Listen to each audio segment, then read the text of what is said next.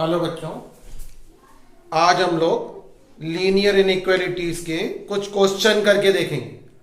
पिछले वाले वीडियो में हमने बताया था कि लीनियर इनइक्वालिटीज क्या होती हैं, ठीक है ना, और उनके बारे में जानकारी दी थी। आज हम क्वेश्चनों को सॉल्व करेंगे। उनके लिए लीनियर इनइक्वालिटीज के क्वेश्चन किस तरीके से सॉल्व किए जाएंगे उनको देखना है, ठीक है। लीनियर इनइक्वालिटी के लिए हम लोगों ने कुछ नियम बताए थे, वो नियम आप लोगों ने अच्छी तरीके से देख लिए होंगे, ठीक है ना। तो अभी फिर भी अगर नहीं देखे हैं तो एक नियम बस थोड़ा सा याद रखें कि जब भी अपन लोग लीनियर इनइक्वालिटी के लिए इनइक्वालिटी के साइन हमने बताए थे, ग्रेटर का साइन हो सकता, लेस का साइन हो सकता, ग्रेटर इक्वल का साइन हो सकता और लेस इक्वल का साइन हो सकता। इनइक्वालिटी के लिए हम इनमें से कोई ना कोई साइन को यूज कर सकते हैं। और एक ही पॉइंट याद रखनी है कि जब इनइक्वालिटी का साइन लगा होगा तो अगर हम किसी भी नेगेटिव इंटीजर से हम लोग डिवाइड करें, काय से बोल रहे हैं, नेगेटिव इंटीजर से, ऋणात्मक पूर्णांक से, यानी किसी ऋण संख्या से, ठीक है ना, कोई भी माइनस वाली संख्या हो, उस माइनस वाली संख्या से अगर अपन लोग लीनियर इनइक्वालिटी के दोनों साइड डिवाइड करेंगे या मल्टीप्लाई करोगे, डिवाइड करो माइनस से या क्या कर लो, मल्टीप्लाई कर लो, दोनों ही स्थितियों में जो इनइक्वालिटी का साइन है वो चेंज हो जाता। या तो तुमने माइनस से दोनों साइड डिवाइड किया या माइनस से दोनों साइड मल्टीप्लाई किया, दोनों ही केसों में इनइक्वालिटी का साइन चेंज हो जाएगा। अगर ग्रेटर का साइन है तो हम लेस कर देंगे और लेस का साइन होगा तो क्या कर लेंगे, ग्रेटर कर लेंगे, ठीक है ना। इसका ध्यान रखना है। जब भी अपन लोग नेगेटिव से अपन लोग डिवाइड करेंगे या नेगेटिव राशि से हम लोग मल्टीप्लाई करेंगे तो इनइक्वालिटी का साइन चेंज करना है। बस इतना आप लोगों को याद रखना है।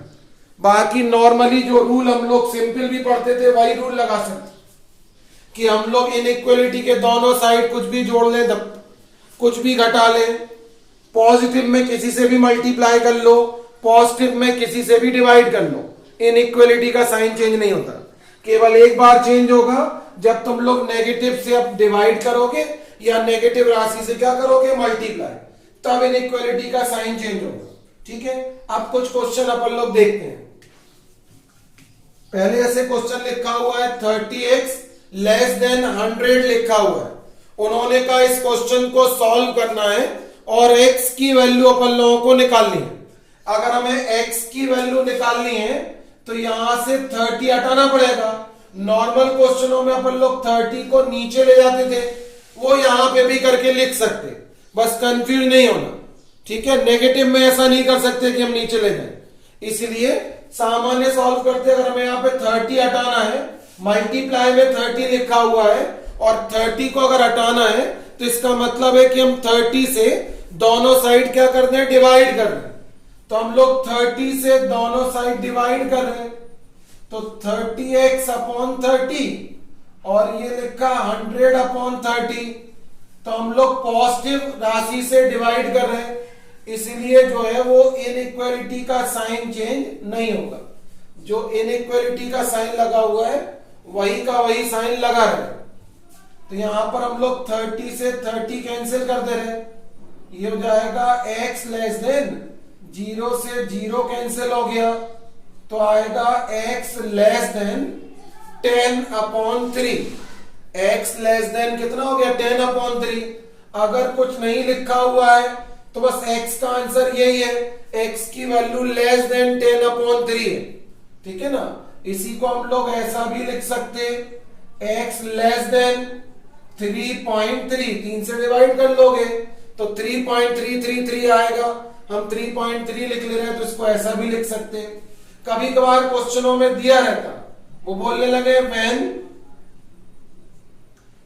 x is a natural number, अगर वो बोलने लगे कि x कैसा नंबर है, नेचुरल नंबर है, यानी x जो है वो एक प्राकृतिक संख्या है। अगर x एक प्राकृतिक संख्या है, नेचुरल नंबर है, तो हमने लिखवाया था कि नेचुरल नंबर क्या होते, 1 से स्टार्ट होते, 1 2 3 4 5 डॉट डॉट डॉट, लास्ट में कोई भी नेचुरल नंबर हो सकता, लेकिन सबसे छोटा नेचुरल नंबर कितना होता? 1 होता। तो ठीक है, और पॉइंटों में नहीं होते नेचुरल नंबर। ठीक, तो अगर हम इसका x का मान संख्यात्मक रूप से लिखना हो कि कितना होगा, तो उन्होंने कहा x की वैल्यू 3.3 से छोटी, तो 3.3 से छोटे जितने भी नेचुरल नंबर है वो सब इसके आंसर है।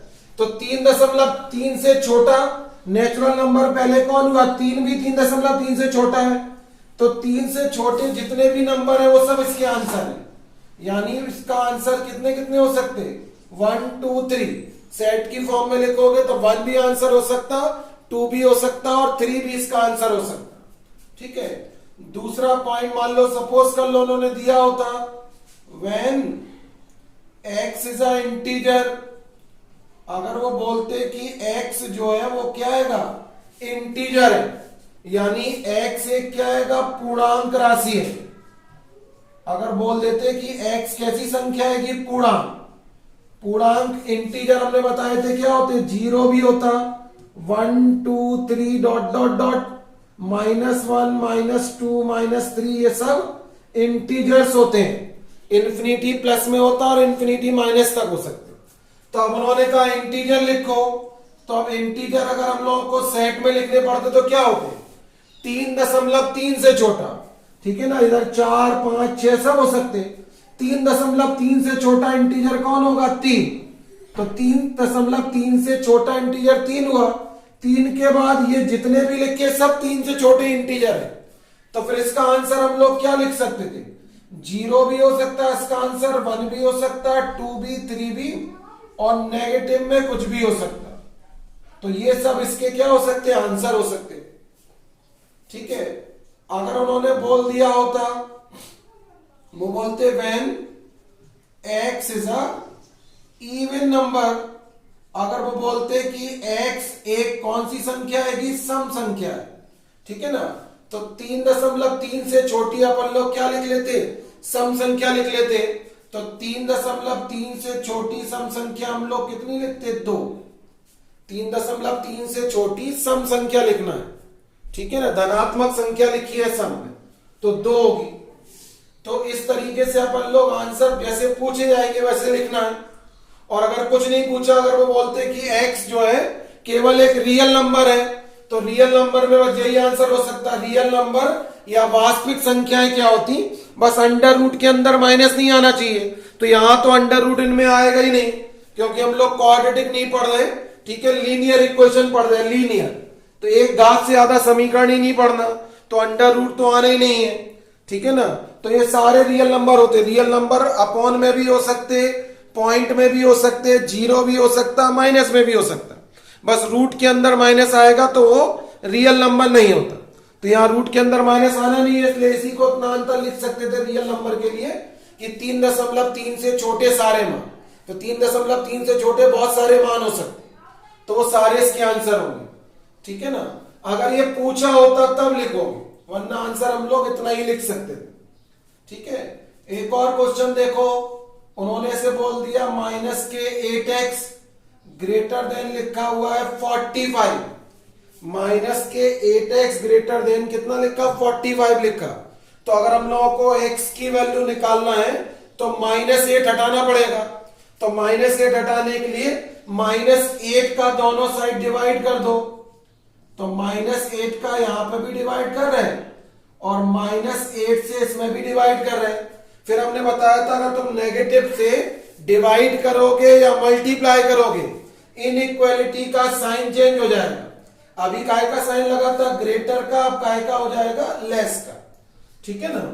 अब देखो आगे, फिर 8 से 8 यहां पे कैंसिल हो जाएगा, तो यहां बचेगा x लेस देन -45/8, ठीक है ना। अब 8 से अगर तुम्हें डिवाइड करना हो तो 8 से डिवाइड हम लोग कर सकते हैं, ठीक है ना।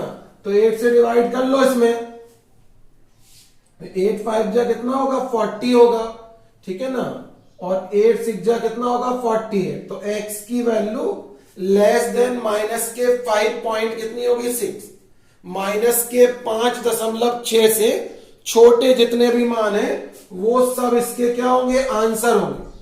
अब अगर इसी वाले क्वेश्चन में बोल देते कि x एक कैसा नंबर है, नेचुरल नंबर है, अगर इसके आंसर ऐसे पूछते कि x एक नेचुरल नंबर है, प्राकृतिक संख्या है, तो बोले ऐसी प्राकृतिक संख्या बताओ जो नेगेटिव में 5.6 से छोटी होती हो, 5 माइनस के 5.6 से छोटी संख्या। तो माइनस प्राकृतिक संख्या तो कहां से स्टार्ट होती, 1 से, ठीक है ना। नेचुरल नंबर कहां से स्टार्ट होते, 1 से।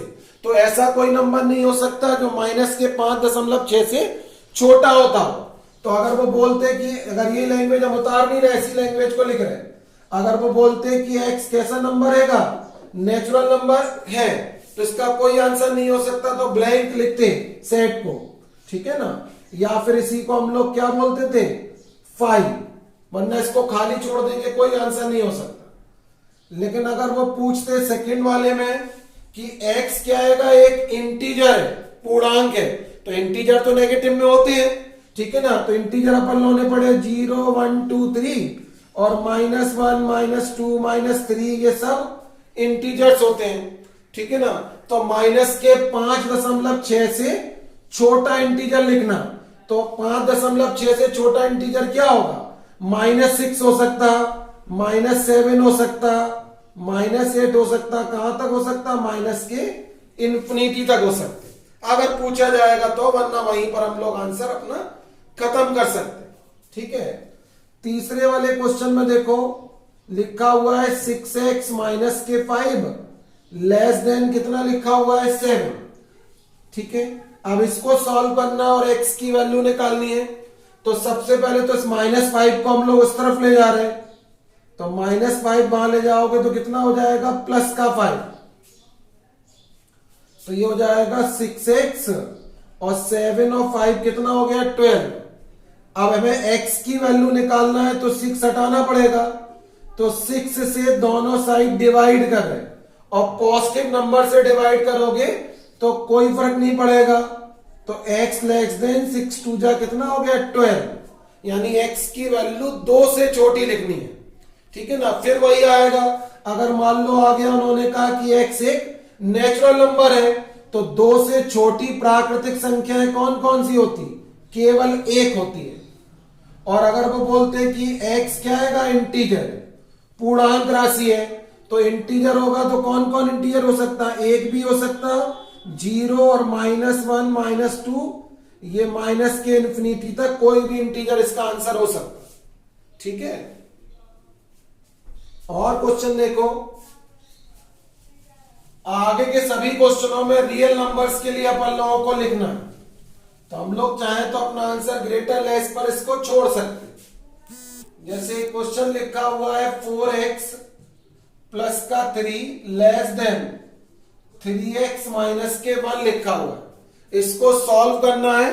और यहां लिखा, हमने क्वेश्चन पहले लिख दिए, वास्तविक संख्याओं के लिए सॉल्व करना, रियल नंबर के लिए अपन लोगों को अपने आंसर लिखना है।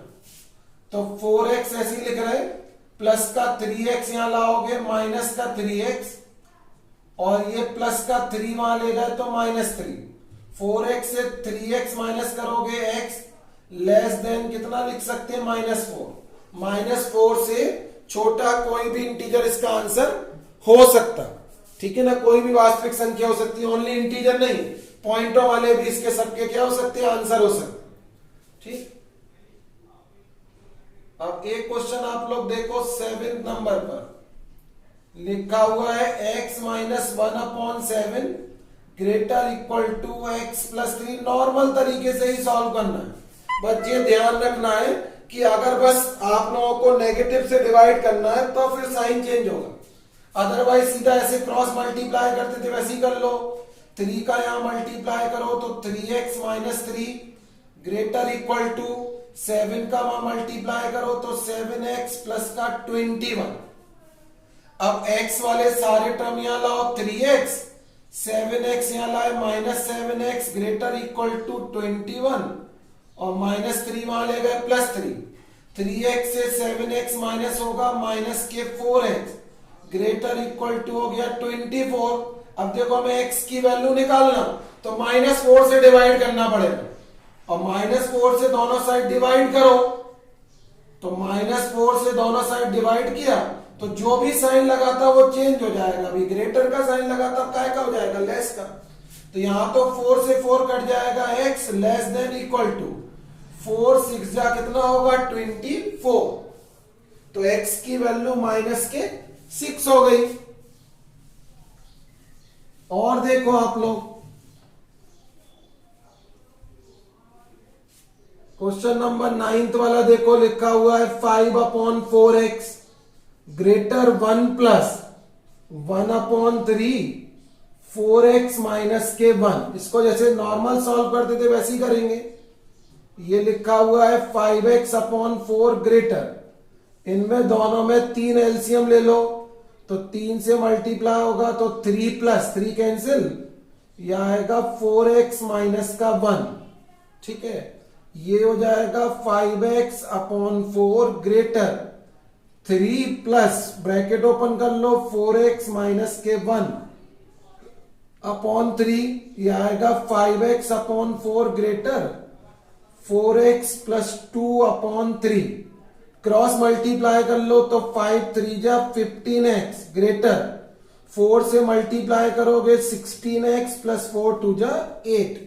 अब x की वैल्यू निकालना है तो x वाले सारे टर्म एक साइड लाओ, तो इधर लाए 16x ग्रेटर देन 8। अब ये बचेगा माइनस x ग्रेटर देन 8। तो हमें तो x की वैल्यू निकालना, तो ये माइनस नीचे नहीं ले जाना, माइनस का दोनों साइड डिवाइड करोगे तो -1 से हम लोग दोनों साइड डिवाइड कर रहे हैं, तो फिर माइनस से डिवाइड किया तो इनइक्वालिटी का साइन चेंज हो जाएगा, ये प्लस का x लेस देन माइनस के 8। ठीक है ना, ऐसे अपन लोग इन बाकी के क्वेश्चनों को सॉल्व करके आप लोग देखेंगे। ठीक है, ये आंसर लिखने के एक तरीका हुआ। फिर आप लोगों को नेक्स्ट वीडियो में हम बताएंगे कि नंबर लाइन पर अपने आंसर को कैसे शो करते हैं। ठीक है ना, एक साथ इसलिए नहीं बताया आप लोग कंफ्यूज ना हो। फिर आप नंबर लाइन पर यही क्वेश्चनों के आंसर अगर हम नंबर लाइन पर लिखें तो किस तरीके से आएंगे। Thank you for watching.